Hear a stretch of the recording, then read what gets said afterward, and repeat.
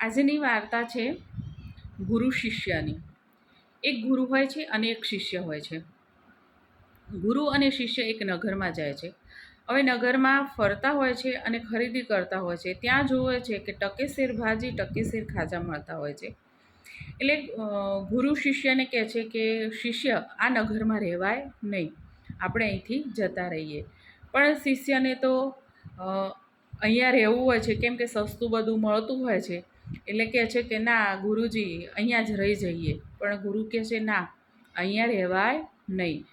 તો શિષ્ય કહે છે કે ના, મારે તો અહીંયા જ રહેવું છે. તો ગુરુ કહે છે કે જો જે હોય એનું પરિણામ એક દિવસ તારે ભોગવવું પડશે, ખરાબ પરિણામ આવશે.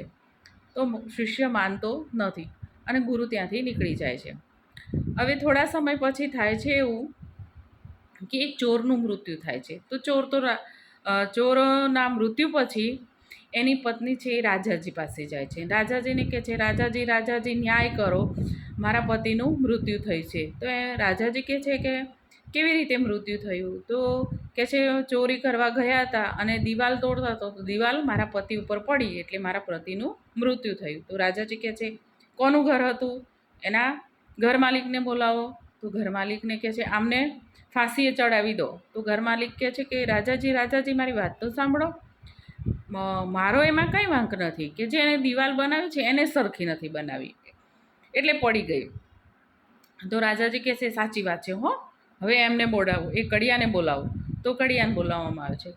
કડિયાને ફાંસી ચડાવી દો એમ કહેવામાં આવે છે. તો કડિયો કહે છે રાજાજી મને માફ કરો, મારી કોઈ ભૂલ નથી. આ ભૂલ તો કે જે માટી ગૂંથતો માણસ હતો એની છે. તો કહે છે એ વાત સાચી છે હો, ચલો એમને બોલાવો. તો માટી ગૂંથવાવાળા માણસને બોલાવે છે. માટી ગૂંથવાવાળો માણસ કહે છે રાજાજી મારો કોઈ વાંક નથી હો, એમાં પાણી નાખવાવાળાનો વાંક, એને પાણી વધારે નાખ્યું હશે. એટલે પાણી નાખવાવાળા ભાઈને બોલાવે છે. એ ભાઈ એમ કહે છે કે રાજાજી મારો કોઈ વાંક નથી હો, હું તો પાણી નાખતો હતો પણ ત્યાંથી એક ગધેડાનો માલિક ગધેડું લઈને જતો હતો એટલે મારું ધ્યાન એ બાજુ ગયું એટલે પાણી થોડું વધારે પડી ગયું. એટલે રાજાજી કહે છે એ વાત સાચી હો, તારો કંઈ વાંક નથી, ચલો ગધેડાવાળા ભાઈને બોલાવો. તો ગધેડાનો માલિક જે હોય છે એને બોલાવે છે. પણ ગધેડાનો માલિક તો કેવો પતલો હોય છે એકદમ. અને સિપાહીઓ કહે છે કે રાજાજી આ ભાઈ તો એકદમ પાતળો છે અને આપણે જે ફાંસી માટે જે ગાડીઓ તૈયાર કર્યો છે એ તો કે બહુ મોટો છે, આ ભાઈને ફાંસી તો લગાવાશે નહીં. તો રાજાજી કહે છે એક કામ કરો, હવે જે ફાંસીનો ગાડીઓ બનાવ્યો છે તો એમાં નગરમાં જાઓ અને એને ફાંસીના ગાડિયામાં જેવો માણસ આવે એને પકડી લાવો અને એને ફાંસીએ ચડાવી દો. હવે થાય છે એવું કે ત્યાં નીકળે છે એટલે જે શિષ્ય હતો એ તો ખાઈ પી અને એવો જાડો બની જાય છે, એને પકડીને લઈ આવે છે. હવે રાજાજી કહે છે કે હા સરસ, બરાબર છે હો, આ યોગ્ય છે, હવે આને ફાંસી ચડાવી દો.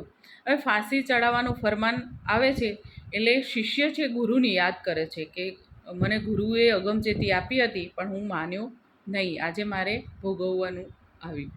તો એ વખતે ફરતા ગુરુ આવે છે અને ગુરુને આ બધી જાણ થાય છે. એટલે ગુરુ રાજા પાસે જાય છે અને રાજાને કહે છે કે રાજાજી ખરેખર આ જે શિષ્ય છે એનો કોઈ વાંક નથી, પણ કે આ બધો વાંક છે ને તો કે અહીંયા છે ને બધું સસ્તું મળ્યું, મફત મળ્યું ને એટલે ખાધું.